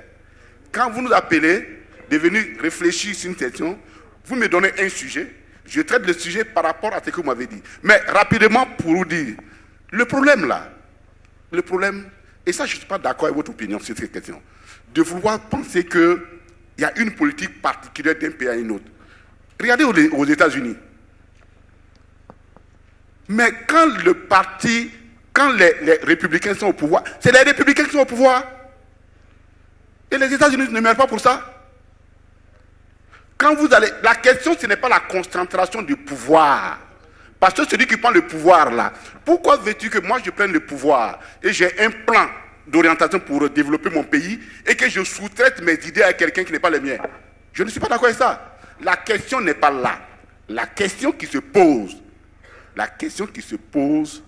et je le répète, partiellement un peu d'accord avec toi, la question qui se pose dans nos pays, c'est très simple. J'ai fait 2 expériences. J'ai vécu la politique au Ghana, 10 ans. J'ai assisté à 3 expériences électorales au Ghana. Vous savez, l'héritage colonial, là, nous l'avons à beaucoup de niveaux. Hein. Nous l'avons à beaucoup de niveaux. Au Ghana, la classe politique se renouvelle très, très, très, très vite. Elle se renouvelle très vite. Ici, nous sommes les descendants, le fruit de 1958. C'est-à-dire la classe politique ivoirienne, la conception de la politique en Côte d'Ivoire, les institutions de la Côte d'Ivoire, nous sommes 1958. C'est-à-dire, nous sommes le produit de De Gaulle. C'est ce qu'on appelle le Singleton de Colombey. Il a construit tout un système politique autour de sa personne. Et nous avons hérité cela. Donc, la question, ce n'est pas la faute des partis politiques. C'est le système que nous avons choisi. Et qui, d'ailleurs, n'est pas pire qu'ailleurs. Comme je vous ai dit, aux États-Unis, quand le parti, aujourd'hui, ce sont les démocrates qui sont au pouvoir, rassurez-vous, tout le pouvoir exécutif, il est dans le pouvoir des choses. Justin Katina, oui, si vous permettez, pour vous aider dans votre développement, vu que nous sommes au terme de, s'il vous plaît, nous sommes au terme de ce panel, ce que Stanislas Zézé semblait vouloir dire, c'est qu'en Côte d'Ivoire, pendant de longues années, on a eu des débats sur les personnes, ceux qui sont dans l'opposition ont diabolisé le parti au pouvoir, le PDCI diabolisé par le FPI, le FPI au pouvoir diabolisé par le PDCI, le RDR, aujourd'hui le RHDP diabolisé, c'est de bonne guerre, j'ai envie de dire. Dans tous les pays, effectivement, on critique le parti au pouvoir, mais chez nous, en Côte d'Ivoire, il n'y a pas suffisamment d'idées. Ah non, c'est pas vrai. Non, je viens. Il n'y a pas suffisamment d'idées pour que le climat social soit apaisé de façon durable. C'est un peu ce qu'il disait. Donc je sais, vous vous démarquez souvent les jeudis en faisant des propositions, des contre-propositions, des commentaires à charge contre notamment des prises de position économiques. Mais dans le débat de façon générale, on a des problèmes de personnes. Non, s'il vous plaît. Non, et finalement, c'est du pousse-toi que je m'y mette. C'est ce qu'il disait. C'est pas vrai. Non, non, ne dites pas ça, s'il vous plaît. Parce que si on dit ça, nous allons sortir de cette salle avec une idée qui n'est pas juste de l'idée politique. Je demande dans la salle, qui a lu proposition pour gouverner la Côte d'Ivoire de Laurent Gbagbo? Voilà. Donc, ne dites pas qu'il n'y a pas d'idée. Les gens ne lisent pas les idées, c'est tout. Parce que nous, là, en ce qui nous concerne, depuis le temps de FPI, ici, nous écrivons toujours notre programme de gouvernement et nous l'exposons à la critique. Mais les gens ne le lisent pas. Et quand nous sommes venus, on a quand même mis en place un programme. Et voyez-vous, ce n'est pas juste de dire, et même si je n'aime pas, je ne suis pas PDCI, mais il y a eu des programmes de gouvernement sur la base des idées qui ont été émises ici, qui sont connues. Donc, je ne suis pas d'accord qu'en sortant de cette salle-là, on regarde l'homme politique ivoirien comme quelqu'un qui n'a pas d'idées et que c'est un problème de personne. Non, on émet les idées. Maintenant, il y a la bataille normale, mais tu es au pouvoir. J'estime que ta mise en œuvre de ta politique-là n'est pas bonne. Moi, je me bats pour aller au pouvoir. Mais ça là, c'est la vie normale de tous les jours d'un homme politique. Pourquoi voulez-vous que la situation de la Côte d'Ivoire soit différente de celle des États-Unis? D'accord. Alors, on va permettre... ce qu'on va faire, je propose un exercice. On va enregistrer au moins 5 contributions ou questions dans la salle. Et à ce moment-là, quand on revient, vous aurez le temps de commenter, de répondre. Sur ce premier point, M. Gbagbo, vous voulez réagir très rapidement? Merci beaucoup. M. Zézé a tout à fait raison de s'inquiéter. Il estime qu'il reste un peu sur sa faim. Je comprends. Il respecte également nos argumentaires. Je comprends. L'étude qu'il a faite lui-même sur le risque pays, la section risque sociopolitique, il a indiqué à des chapitres un environnement sécuritaire maîtrisé, mais vulnérable. Une population jeune, mais vulnérable. Un système de santé en amélioration, mais qui demeure fragile, etc., etc. Ça veut dire qu'il y a problème. Il y a problème au niveau des enjeux stratégiques du pays relativement aux résultats de l'étude. Toutes les choses qu'il a décriées, les efforts que les partis politiques font, les appoints que nous faisons, tout ça, la résultante, la vraie résultante, pourquoi il y a problème là? Je vais résumer dans une seule phrase, que je souhaite que chacun retienne. L'animal ressemble à sa tête. Merci. Tout est dedans. L'animal ressemble à sa tête. Tout est dedans. D'accord, on va prendre quelques contributions. Sandézé encore? S'il vous plaît, c'est pas mieux qu'on termine par vous? Je fais le tour de la salle et je termine par vous. Oui, allez-y, s'il vous plaît. Franchement, normalement, on doit mettre un terme à cette séquence. On va aller au pas de course. Vous avez 30 secondes chacun pour intervenir. S'il vous plaît, on va faire silence dans la salle. Allez-y, madame. Alors... On va s'écouter, s'il vous plaît. Merci. Mesdames et messieurs, bonsoir. Je suis Grace Manuela Engouan, entrepreneur social de nationalité gabonaise.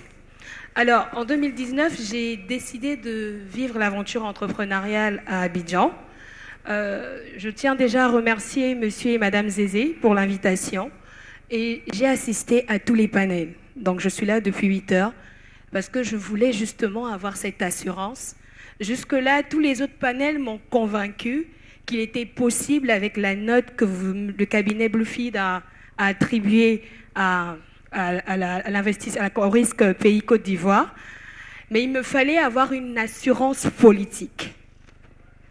Vous avez affaire à une jeune dame qui a 35 ans et qui passe son temps à faire le tour du monde pour pouvoir venir investir en Afrique et qui a investi au niveau de la Côte d'Ivoire depuis 2019, mais qui veut passer à un grade supérieur. On parlait d'investisseurs et on parle de jeunesse. Alors, je suis du même avis que M. Stanislas Zézé. Je reste sur mes fins. Parce que quand on veut investir et que derrière on n'a pas, vous avez affaire à quelqu'un qui n'est pas ivoirienne, mais qui est devenue ivoirienne par le canal de l'entrepreneuriat, qui y retrouve une certaine sécurité sur le plan investissement, mais qui retrouve là tout de suite avec les échanges de nos papas, je vais vous appeler comme ça, une certaine insécurité. Vous ne me répondez pas. Je suis venue aujourd'hui pour voir quelle était la suite après les investissements que j'ai faits. Mais vous me dites, en conclusion, avec vos différents proverbes que j'ai bien notés et que je continue de noter. La première, je crois que c'est M. Justin, c'est ça, si je vais donner les noms parce que j'ai noté. Excusez-moi. Monsieur Justin Cotinan, c'est ça? Cotinan. Vous nous dites qu'en politique, c'est comme dans votre village, un de vos sages vous a dit, vous devez marcher entre les montagnes. Non, Monsieur Ba. Non, c'est pas lui qui a dit ça, c'est Monsieur Ba qui a dit ça. Monsieur Ba, entre les montagnes. Moi, je vous parle en tant qu'investisseur. Ensuite, vous continuez en me donnant un autre proverbe, en me disant, la haine animale ressemble à sa tête. Je suis gabonaise, africaine, panafricaniste, femme de surcroît, qui milite dans toute l'Afrique en disant à mes jeunes sœurs, il est temps que nous allons investir dans nos pays. Est-ce que vous pensez que quand moi, je vais sortir de cette conférence, c'est ce que j'irai dire aux plus jeunes? Qu'en écoutant le panel sur la politique, on m'a dit que je dois regarder la tête d'un animal pour pouvoir investir en Côte d'Ivoire. Donc, excusez-moi de vous le dire, comme M. Stanislas, j'aurais voulu avoir une belle fin. Très bien. Donc, jusque-là, nous aussi, nous restons sur nos fins pour venir investir avec un climat politique aussi montagneux, pour le dire comme ça. Très bien, merci beaucoup. Monsieur, allez-y. Okay. Bonsoir à tous. Bonsoir, allez-y. Je suis Delikla Rodrigue-Syriac. D'abord, je souhaite... Comment? Delikla Rodrigue-Syriac. Je souhaiterais d'abord faire une observation au niveau politique. Allez-y. Parce que tout à l'heure, lors des échanges de nos différents panélistes déjà, il y a eu la question de démocratie et surtout de la réconciliation. En Côte d'Ivoire ici, je peux dire, en période où il n'y a pas d'élection, nous sommes tous en paix, nous sommes tranquilles, on est heureux, on va qu'à nos occupations. Mais lorsqu'il y a perceptible d'élection, déjà, toute la population est inquiète. Et lorsqu'on parle de sécurité et de démocratie, on observe que dans nos différents partis politiques leaders déjà, il n'y a pas de démocratie dans ces partis-là, il n'y a pas de réconciliation. Il y a cette question-là d'abord qui se pose. Donc, avant eux qui sont nos leaders, qui sont les décisionnaires de notre pays déjà, il faut que d'abord ils puissent instaurer ce système-là de façon locale, interne d'abord, avant de pouvoir vraiment réellement impacter notre nation. Ensuite, j'aimerais poser la question de savoir, déjà on parle de démocratie, de réconciliation, parce que c'est le pilier. En tant qu'investisseur, c'est ce que chaque investisseur recherche, la réconciliation, la paix d'abord, la stabilité, avant de venir investir dans un pays. Mais quel processus, quelle action ces partis politiques-là mènent pour pouvoir vraiment instaurer un système de paix en Côte d'Ivoire? Telle est ma préoccupation. Merci beaucoup. Bonjour. Oui, allez-y. Bonjour à tous, je m'appelle Grace Rabé, entrepreneur venant de Dakar. Bon, j'ai deux questions à vous poser. La première question, c'est concernant le PPACI. Bon, vous avez parlé... Monsieur Konekatina. Monsieur Justin. Voilà. Vous avez parlé de parti politique, Je voudrais savoir pourquoi avez-vous fait un parti unique concernant le PPACI. Pourquoi, comment? Il a parlé de parti unique.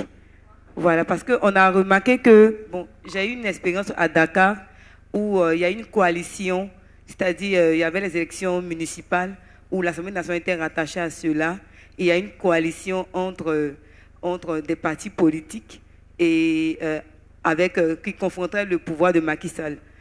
Et je voudrais savoir, concernant ce phénomène, pourquoi la PPACI n'a pas fait une coalition avec les autres partis politiques tels que les partis de Simone Gbagbo, ainsi que Blé Goudé et tout. Pourquoi il n'y a pas eu de coalition? Pourquoi il y a une sorte d'émiettement? Voilà, il y a une division en fait. Parce qu'à Dakar, on a remarqué qu'il y a une coalition je pense que c'est de l'opposition avec de l'autre. Ils ont choisi un parti politique, un candidat unique au travers de leur coalition. Bon, on n'en est pas encore à la situation à Dakar, on n'en est pas encore oui. au choix d'un candidat unique qui représenterait toute l'opposition. Il y a quand même des velléités, mais allez-y, terminez. Voilà. C'est un exemple que j'ai donné au fait. Très bien. Voilà, parce que l'autre monsieur, il a parlé d'une coalition avec tous les partis politiques. Et ça m'étonne vraiment, parce que si on fait la coalition avec tous les partis politiques, lors des élections, quel parti politique choisira son candidat? Puisque tout le monde cherche la démocratie, c'est vrai, mais on cherche en un mot la victoire. Donc si on fait un parti politique, on fait la coalition de tous les partis politiques, lorsqu'on fera les élections municipales ou les élections présidentielles, quel candidat on pourra choisir? Alors pour vous aider très rapidement, pour ne pas qu'on s'étende sur le sujet, en tout cas on vous a bien compris, on pourra prendre quelqu'un d'autre, mais très rapidement, ce que les uns et les autres disaient tout à l'heure, c'est que dans le cas d'une élection locale par exemple, à Port-Bouët, si on se rend compte que c'est Justin Koné-Katinan qui est le candidat qui a même de faire gagner l'opposition, où il a plus de chances que le candidat du PDCI-RDA, qui somme toute est le maire actuel, on choisira Koné-Katinan, ainsi de suite. Il y aura des arbitrages dans les communes. Je pense que c'est ce qu'ils ont dit. Pour faire la précision et passer rapidement à un autre intervenant, on va prendre encore 3 interventions. Au moment où je dis ça, je vois 4 ou 5 mains dans la salle. Bon, j'ai déjà le micro, je vais poser ma question. Allez-y. Déjà, je vous remercie pour le débat. Vous avez déjà le mérite d'être Monsieur Youssouf Karius. Youssouf Karius, directeur de Pulsar Partners, fonds d'investissement. Donc je disais, je vous remercie d'être là parce que vous avez déjà le mérite d'être là. Il y en a qui sont absents et je pense que vous portez une responsabilité commune de ce qu'est le paysage politique ivoirien et il faut que vous l'acceptiez. Donc quand vous entendez les jeunes qui se plaignent, parce que nous en termes d'investissement, je pense qu'on commence à faire le job quand même. On peut nous reprocher beaucoup de choses, mais on fait le job quand même. Quand le paysage politique est aussi stressant et aussi tendu, je pense qu'il y a une responsabilité collective et il faut que chacun d'entre vous qui êtes politicien, moi je ne le suis pas, mais vous l'êtes, donc chacun d'entre vous qui êtes politicien, vous acceptiez de porter la responsabilité de ce fait en réalité. Donc on a un paysage politique qui est crispé et qui est tendu. Et ce n'est pas uniquement le fait du pouvoir en place. Le pouvoir en place a sa part de responsabilité, mais vous, dans l'opposition, vous avez votre part de responsabilité aussi. Il y a 2 points sur lesquels j'aimerais vous faire réagir. Le premier point, c'est d'abord ce qu'est le concept même d'opposition dans un paysage démocratique. Nous sommes dans un pays où mon bulletin de vote, moi, Youssouf Karius, est le même que le bulletin de vote du balanceur qui est sur le Baka dehors. Bon, moi, je n'entends aucune proposition politique tant qu'on n'est pas dans le cadre d'une présidentielle, et encore, quand on est dans le cadre d'une présidentielle, les seules propositions politiques qui semblent émaner quand on lit un petit peu entre les lignes, si je veux traduire, c'est aujourd'hui c'est mon tour de gouverner, et donc c'est à moi de prendre le pouvoir. Les dernières élections présidentielles, je pense que l'ensemble des propositions politiques, des programmes politiques, y compris les programmes économiques, moi c'est ce qui m'intéresse le plus en tant qu'investisseur, je pense qu'on les a eus peut-être même pas à 1 mois, voire 1 mois et demi de l'échéance politique. Et très honnêtement, dans les médias, il n'y a eu quasiment aucun débat autour des idées. Il y a eu des débats autour effectivement des sujets très... alors peut-être sociétaux. Alors, il y a eu la question de la réconciliation, mais aucun débat sur les questions politiques. Il n'y a pas eu véritablement de débat autour des bilans. Bon, moi, en tout cas, sur ça, je reste sur ma faim. Je pense qu'on a une opposition politique aujourd'hui qui mériterait de faire la promotion peut-être un peu plus. Alors, le balanceur que je citais tout à l'heure, je ne pense pas qu'il lise Babo. Donc peut-être quelque part, il faudrait que vous preniez la responsabilité de faire un peu plus et un peu mieux la promotion de vos idées. Parce qu'au cours de l'année, il y a régulièrement des lois qui sortent, il y a régulièrement des décisions qui sortent. Et puis moi, j'aimerais avoir, même si que je sois d'accord ou pas, ce n'est pas la question, mais j'aimerais avoir un paysage politique de l'opposition qui, dans l'opposition, fasse des contre-propositions et les défende. Et parce que c'est, en réalité, moi j'aimerais atterrir dans un paysage politique ivoirien où quand on met un billet dans son urne, on ne le met pas parce que c'est le tour de l'autre. On le met parce qu'on est d'accord avec une certaine vision et une certaine idée et un certain programme politique. Et donc, pour moi, c'est ça qui est de nature à décrisper la situation politique. Tant qu'on est sur le schéma de c'est mon tour, l'autre il a trop gouverné, donc c'est à moi. Il y a des montagnes, comme disait la dame tout à l'heure, il y a des montagnes, il faut qu'on navigue entre les montagnes. Pour moi, ça, c'est pas de la politique. Peut-être que c'est de la politique à l'africaine, mais je pense que c'est pas la politique que les jeunes Africains aujourd'hui veulent avoir en face d'eux quand ils sont en mesure de prendre une décision sur le paysage politique. Juste pour finir, je vais pas être très rapidement. Le deuxième point sur lequel j'aimerais vous faire réagir, c'est le fait que aujourd'hui, vous êtes dans une situation où effectivement vous êtes dans l'opposition, il y a un pouvoir en place que vous dénoncez, dont vous dénoncez les pratiques, etc. Et quand il y a la possibilité de vous asseoir et de discuter entre vous, je pense que, quelque part, c'est aussi votre responsabilité de... Alors, aujourd'hui, ce n'est pas le cas, vous êtes là, les autres ne sont pas là, mais c'est aussi votre responsabilité de faire en sorte d'apaiser les débats et de mettre le cadre de discussion. Aujourd'hui, ici, on n'est pas dans un village, il y a des gens, il y a des intellectuels qui sont dans le public. Quand vous dites certaines phrases, honnêtement, ça a beau être des phrases peut-être de sages de votre village, mais ici, ça parle à personne. Parce que ici, vous avez une population d'entrepreneurs, vous avez des gens qui attendent d'être rassurés pour prendre des décisions d'investissement. Et donc, ce que le vieux du village il me dit, ça ne va pas m'aider à investir demain ou ne pas investir. Vous voyez ce que je veux dire? C'est vraiment le deuxième point que j'aimerais vous... Très bien, merci beaucoup. Bon, je termine. Oui. On donne la possibilité de répondre. Je voudrais déjà dire à M. Koné Katina que je vais parler là tout de suite en connaissance de cause, parce que j'ai vécu 15 ans aux États-Unis. J'ai fait sciences politiques aux États-Unis, donc je sais exactement comment fonctionne le système américain. Il n'y a pas de pouvoir absolu. Désolé. La séparation de pouvoir, elle est très claire entre le pouvoir judiciaire, le pouvoir législatif et le pouvoir exécutif. Ce que le président prend comme décision reste dans ses prérogatives. Décision qui peut être bloquée par le Congrès, ce qui est le cas aujourd'hui pour le budget. Le Congrès peut refuser de valider le budget de l'État et le pays d'ailleurs risque de rentrer en situation de défaut. C'est déjà arrivé plusieurs fois parce que justement le Congrès était en majorité de l'opposition et a pu bloquer. C'est ça la séparation de pouvoir, la possibilité que justement une de ces trois entités puisse contrôler l'autre entité. Et c'est ce qui crée justement l'équilibre de pouvoir, ce qui n'est pas le cas ici, et ce qui n'a jamais été le cas ici. Et c'est de ça que nous sommes en train de parler. Vous n'allez pas voir un secrétaire d'État aux États-Unis qui est député. Vous ne pouvez pas appartenir et à l'exécutif et au législatif et dire que vous êtes dans une séparation de pouvoir. Enfin, je ne sais pas comment vous comprenez ça, mais moi je ne comprends pas ça comme ça. Je ne crois pas qu'aux États-Unis ce soit le cas. La séparation de pouvoir, elle est claire. Le président Trump a pris une décision d'interdire les musulmans aux États-Unis. Un juge de circuit, donc un juge de quartier finalement, a bloqué la décision du président et rien ne lui est arrivé. C'est ça la séparation de pouvoir. Toute l'administration s'est mise derrière le juge parce que c'est le juge qui a le dernier recours. Et c'est comme ça que c'est structuré. Donc, si vous voulez vous comparer aux États-Unis, s'il vous plaît, comprenez comment ça fonctionne. Et comme ça, on ne sera pas dans un débat confus. Merci. Non, je suis bien obligé de laisser les panélistes intervenir. Ensuite, je reviendrai pour un nouveau tour, un dernier tour. Justin Collet-Catina, on commence Merci par vous, beaucoup. monsieur Ba. Oui, monsieur, Monsieur Dédé, je n'ai pas fait les États-Unis, mais j'ai fait du droit constitutionnel. Je veux vous dire là. La constitution ivoirienne dit exactement ce que vous êtes en train de dire.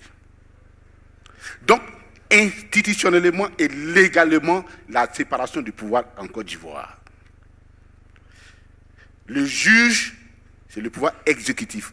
Et d'ailleurs, c'est le président Laurent Gbagbo qui a transformé la loi dans la Constitution de 2000, le pouvoir, ce qu'on appelait l'autorité judiciaire en pouvoir judiciaire. Il y a la séparation du pouvoir, institutionnellement. Comme exactement ça s'est fait aux États-Unis, comme ça s'est fait en France. Le problème qui se pose, et ça me permet de répondre à la fois vous deux, c'est que chaque jeudi, chaque 2 jeudis, au PPACI, nous disons ouvertement, nous critiquons ouvertement la politique économique de la Côte d'Ivoire. Et nous faisons des contre-propositions chaque 2 jeudis. Le jeudi prochain, je vous invite à 11h, vous pourrez passer nous voir. Donc, on fait la promotion des idées, on se bat pour proposer autre alternative à ce pays, et je pense que c'est le rôle d'un parti politique, c'est ce que le PDCI fait, c'est ce que tout le monde fait. Donc ça, je voudrais le dire. Maintenant, sur la question du pouvoir judiciaire, du pouvoir, la séparation des pouvoirs, voyez-vous, en France, il y a la séparation des pouvoirs. Mais tu peux être député, tu es élu, député, tu es élu, mais tu ne sièges pas à l'Assemblée parce que tu es président, tu es ministre. C'est la constitution de leur pays qui a institué cela comme ça. Il y a la séparation des pouvoirs. Non, je suis désolé, mais on ne peut pas dire qu'en France, il n'y a pas de séparation des pouvoirs, M. Zézé. Il y a une séparation des pouvoirs parce que tout simplement, dans la réalité, les États-Unis ont fait l'option de ce qu'on appelle le régime présidentiel clair et net, qui marque une séparation nette entre l'exécutif et le législatif. En France, comme chez nous, nous avons pris le système également présidentiel, même on dirait présidentialiste, mais ce qui se passe dans la réalité, c'est que tu es élu, mais tu ne sièges pas à l'Assemblée, tu deviens à l'exécutif. Donc on ne peut pas dire qu'il n'y a pas de séparation de pouvoir. Par contre, ce pourquoi je suis d'accord avec vous, ce sont les acteurs de ceux qui doivent mettre en pratique cette séparation qui pose problème. Et nous, au PPACI, nous estimons que tant que la justice, qui est l'élément qui doit séparer les deux compétences, qui doit séparer l'action politique, tant que la justice en Côte d'Ivoire, et c'est ça qui doit vous faire peur, vous les investisseurs, moins que les politiques, si la justice, le juge accepte de faire son travail, la séparation du pouvoir est garantie. Elle est garantie. La Constitution leur donne ce pouvoir, mais ils refusent de l'assumer. Au point où, nous, au PPACI, nous sommes en pleine réflexion. Comment faire pour changer l'appareil, pour conceptualiser un nouveau type d'appareil judiciaire? Parce que nous sommes arrivés à la conclusion que moi, je suis PPACI. Je me bats politiquement contre mon ami qui est de l'autre côté. Celui qui est censé jouer le rôle de séparation nette, de sorte que nous respectons les règles, ce ne sera pas moi. Puis je suis partisan. Ce ne serait pas lui, parce qu'il est partisan. C'est le juge.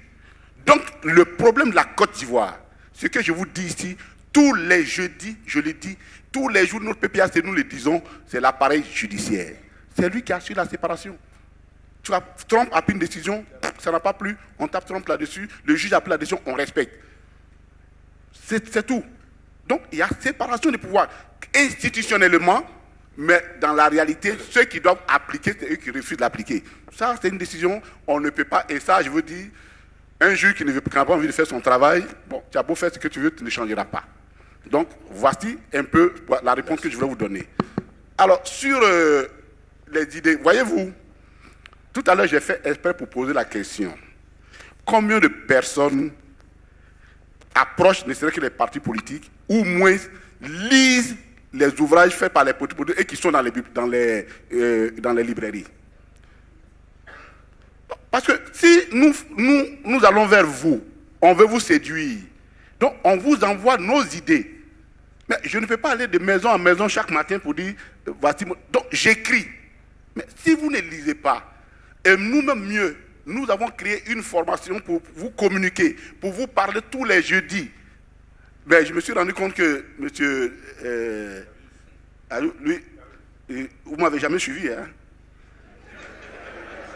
Parce que malheureusement, vous ne m'avez jamais suivi. Sinon, vous aurez su que chaque 2 jeudis, nous avons créé une tribune qui est suivie partout, où les experts du PPACI viennent, disent, ici, là, ça ne va pas. Et quand j'ai lu le document fourni par la Fondation, je me suis rendu compte qu'on se trompe rarement, puisqu'on est d'accord quasiment d'accord sur tout. Que ça ne va pas ici économiquement, il faut changer. Votre politique de décentralisation n'est pas bonne, voici ce que nous proposons.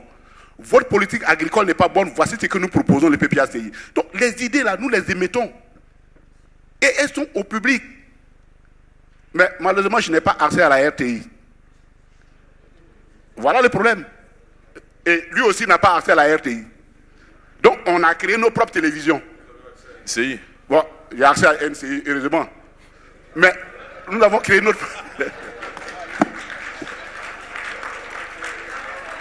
Nous avons créé nos propres télévisions. Et malheureusement, nous vous invitons à regarder de temps en temps nos télévisions. C'est là que vous allez voir quelles sont les idées innovatrices et qu'est-ce que nous proposons aux Ivoiriens et aux Africains. Pour répondre tout à l'heure, avant que notre voisin nous dise, pour répondre à ce que tout à l'heure a dit madame, excusez-nous, hein, vous êtes des investisseurs. Ce que vous savez faire, là, c'est chercher l'argent. C'est ça, non? Nous, là, on est politique. Et comme je dis, la politique, là, c'est un métier, ça se règle. Ça se règle. Parce que si vous pensez que le fait que nous luttons pour la conquête du pouvoir est une mauvaise chose, ou du moins n'est pas, à la limite, n'est pas, ça dégrade la politique, parce que c'est qu'on a l'impression, non, à court terme, toi tu as trop vécu, moi je vais gouverner ceci, non. Il ne faut pas schématiser les choses comme ça. Un parti politique est créé, c'est seulement en Côte d'Ivoire où j'ai vu un parti politique qui s'est créé pour aller à la CIE. Sinon, logiquement, un parti politique, il est créé pour défendre des idées, prendre le pouvoir d'État pour implémenter ses idées. C'est tout. Donc, un parti politique qui n'a pas dans sa tête la conquête du pouvoir, c'est une secte religieuse. Ce n'est pas un parti politique. Donc, vraiment, le fait que nous cherchons le pouvoir et que nous nous battons, mais c'est notre rôle au quotidien. C'est notre rôle. Donc, ne nous condamnez pas parce que nous faisons ce que nous travaillons. Et ça, ce n'est pas ça le problème.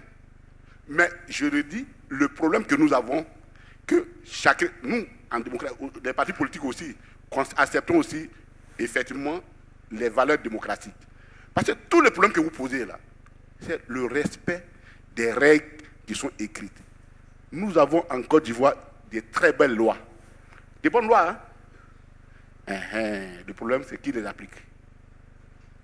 Donc, c'est notre esprit collectif, et cet esprit de grâce, ne l'emmenez pas seulement aux politiques, c'est toute la Côte d'Ivoire qui doit se refonder autour d'un certain nombre de valeurs, et ça aussi, c'est un appel pressant que les politiques lancent à la société pour que vous nous accompagniez dans ce processus-là. Voilà ce que je voulais dire. Merci beaucoup. J'ai entendu tellement de choses qui me réjouissent, mais également qui me désolent aussi par moments.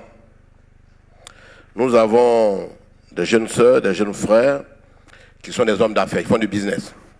Investisseurs, sont des chefs d'entreprise, etc., qui veulent que le risque pays soit minoré, minimisé, pour qu'eux, ils puissent prospérer. C'est bien. Et nous autres, nous vous disons ceci.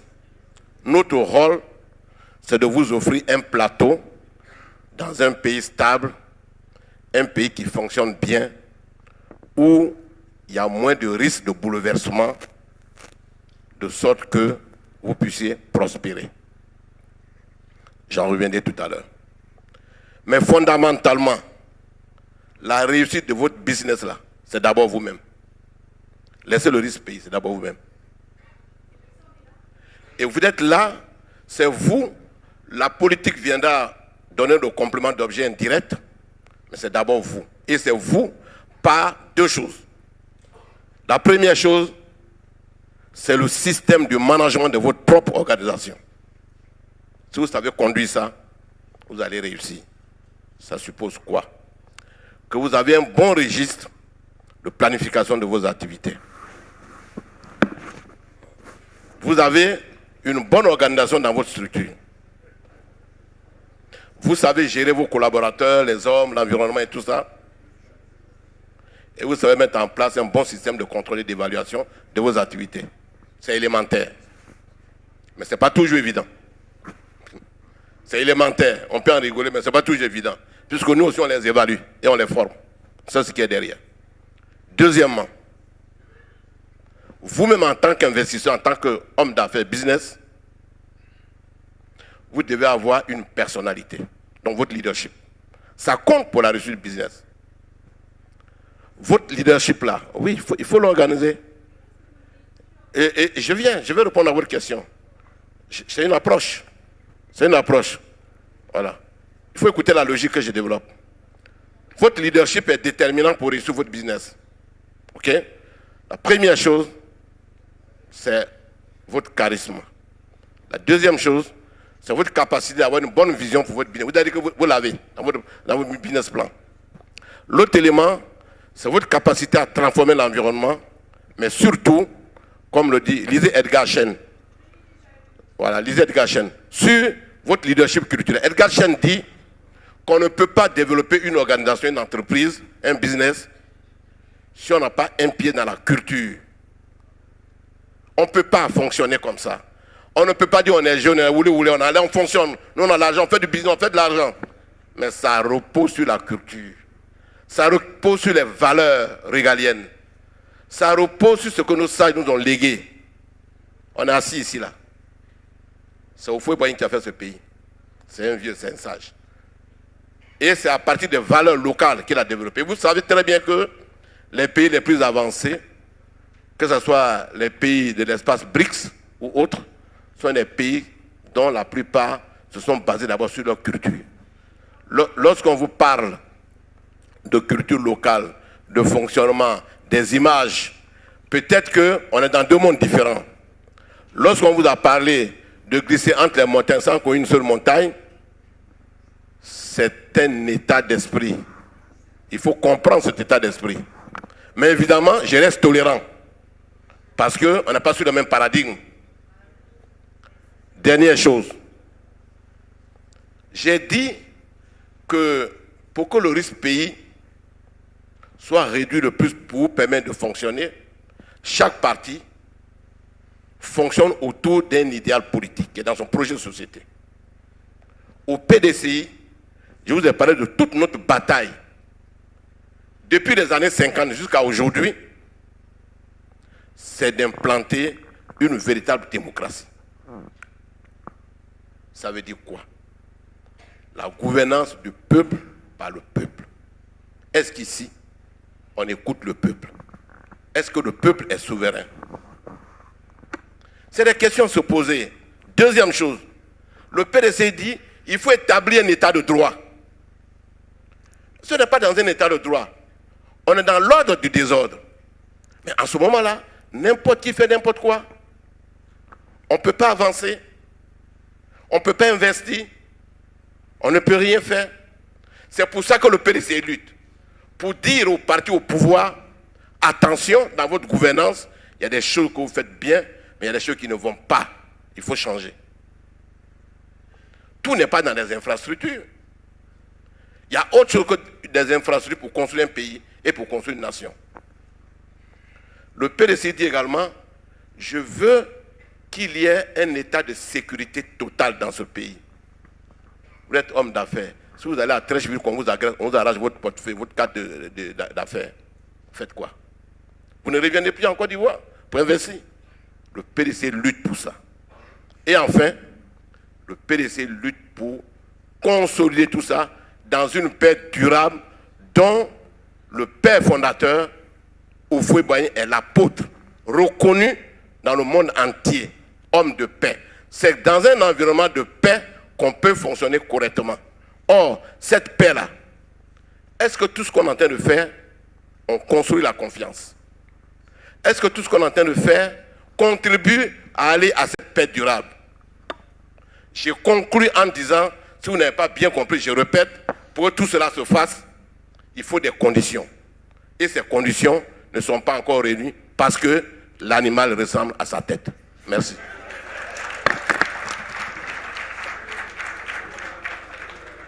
Malheureusement, nous ne pourrons pas prendre d'intervention. Je sais que beaucoup seront dessus. Vous aurez le temps, si vous le voulez bien, effectivement, d'échanger en aparté, en off, avec nos panélistes. Ils sont très disponibles. D'ailleurs, je vous prierai de les applaudir bien fort. Monsieur Justin Koné-Katinan, porte-parole du Parti des peuples africains Côte d'Ivoire, et monsieur Badaouda, effectivement, du PDCI-RDA, secrétaire exécutif en charge de l'intégration des enseignants du parti notamment. On va entendre leur mot de la fin, j'ai envie de dire. On va leur accorder 1 minute chacun pour entendre ce mot de la fin-là avant de lever la séance de ce 4e panel qui finalement a suscité beaucoup de réactions et d'engouement dans la salle. Monsieur Badaouda, on commence par vous. En 1 minute. Merci beaucoup. Je remercie mon frère Zézé pour cette lucarne qui est importante. Il doit continuer sans relâche à faire l'investissement pour que les Ivoiriens se retrouvent, échangent autour des problématiques essentielles. L'environnement sociopolitique, la plupart des acteurs ont le nez dans le guidon. De temps en temps, interpellez-nous pour qu'on interagisse ensemble. C'est pour cela que je voulais te féliciter. Merci beaucoup. En ce qui concerne le PDCI, et c'est par là que je conclus, nous sommes dans une logique de lutte. Une logique de lutte. De lutte pour que ce pays-là, les choses changent. Pour que le père fondateur Houphouët-Boigny, qui a fait de ce pays un pays de paix.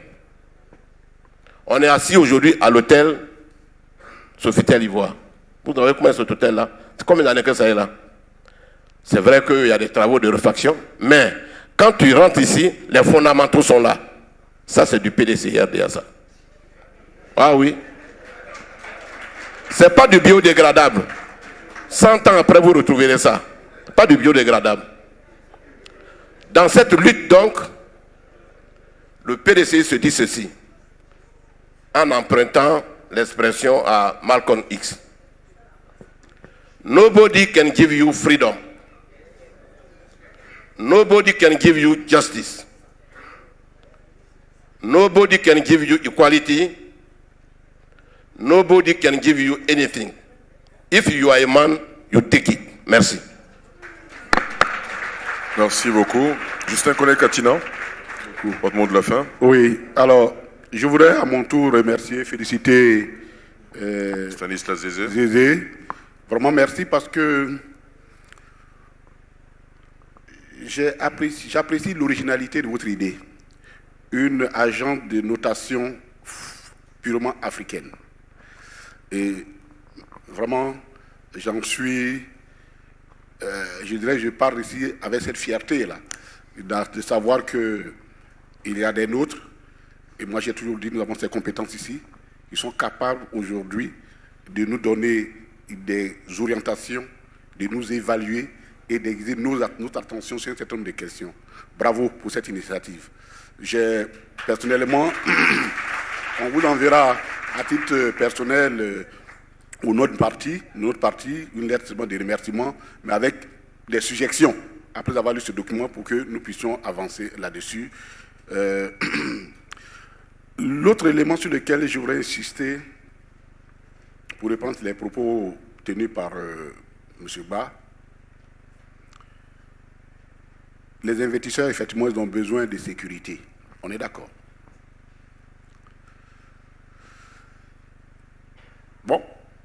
Malheureusement, nous ne sommes pas dans un royaume. Nous ne sommes pas à Dubaï, où c'est les Émirats, il n'y a pas d'élection, c'est une station stable, elle n'a pas fini, ainsi de suite. Bon. Nous sommes dans une république. La république exige des règles. La république, c'est la chose de tout le monde, et la république repose sur la démocratie, et la démocratie repose toujours sur la lutte politique permanente. Ce que nous voulons dire aux jeunes, n'ayez pas peur de la lutte politique. N'ayez pas peur de la lutte politique. Au PPACI, le président Laurent Gbagbo nous a fait la promotion. Il s'est sacrifié entièrement pour permettre justement le débat politique. Mais quand tu dis que c'est sacrifié, autant un homme comme le président Gbagbo s'est sacrifié pour abolir, pour que nous ayons l'indépendance, autant un homme comme le président Laurent Gbagbo a sacrifié toute sa vie pour que nous puissions, l'exercice que nous sommes en train de faire là, nous soyons déjà capables de le faire. Et ça, il faut lui reconnaître ce mérite-là. Et c'est pourquoi, même revenu de tout ce qu'il a vécu comme persécution, il aurait pu résigner, dire, bon, écoutez, c'est bon, moi, je pense que votre histoire là est trop. Mais il pense que le chemin est encore à faire. Et il est convaincu, comme moi, je suis convaincu, et c'est par là que je vais terminer. Il n'est pas possible que nous puissions avancer sans la démocratie. Il n'est pas possible. La structure de nos sociétés nous impose la démocratie. La sociologie, même l'anthropologie de nos sociétés nous impose la démocratie. Ce que nous demandons aux uns aux autres, c'est d'accepter les règles démocratiques. Et que se battre pour prendre le pouvoir dans les normes et normalement, ça fait partie du jeu normal de la vie démocratique.